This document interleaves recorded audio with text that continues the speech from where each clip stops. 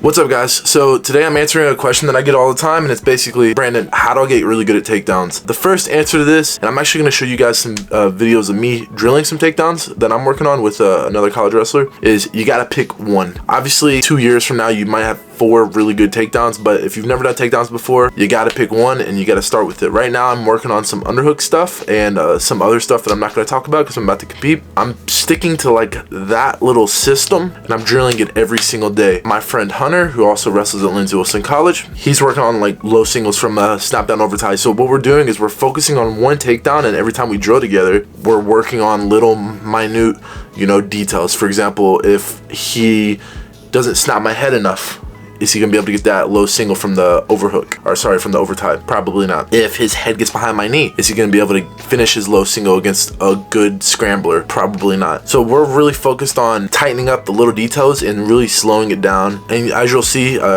a minute, I'm gonna show you guys what it kind of looks like when we're drilling. It's not super fast, it's not super intense. This is more brain work and a lot less focused on intensity and cardio, whereas of course I think there's a time for that stuff, I really do, but I also think that sometimes we put too much of an emphasis on cardio for wrestling and takedowns in general, where it is important, of course it is, but I think the cardio there might be like a little bit of an 80-20 with the cardio to technique, and I'd say technique should be 80, technique as far as drilling and filling stuff out, and then cardio as far as like speed drilling, domination drills, etc, etc. But yeah, so pick one takedown and then start to drill it slowly, and once you get a little bit better at it, start to drill some what ifs. I'm about to go ahead and show you guys about a minute of drilling with Hunter, and then I'll come back and talk a little bit more.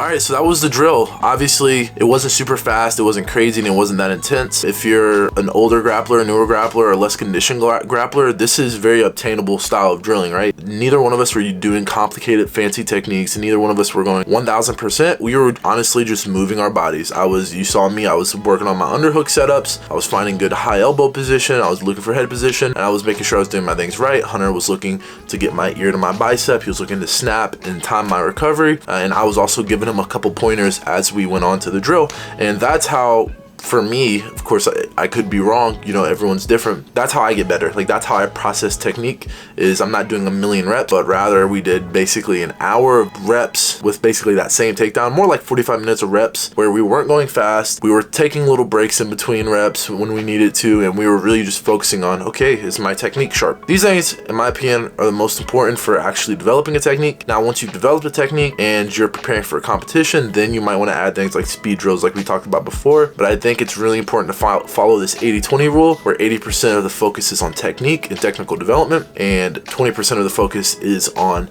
conditioning and cardio through speed drills and other, forms of cardiovascular exercises. Because at the end of the day, no matter how good your cardio is, if you just completely suck technically, you're just not going to beat the better guys. So hopefully, if you don't know how to start drilling or where to start drilling, hopefully this video gave you some direction. If you want some more help, I actually have a free ebook called Breaking Down Takedown Plateaus, which I basically give you guys my 4 steps for, breaking literally down takedown plateaus, the 4 things that I did while I was in college and that I do now when I'm trying to develop new skills and new takedown techniques. You can find that at BrandonReed3x.com, or you can find the exact link with the description below, or the link that's gonna be somewhere right here. Hopefully that was helpful. See you guys later.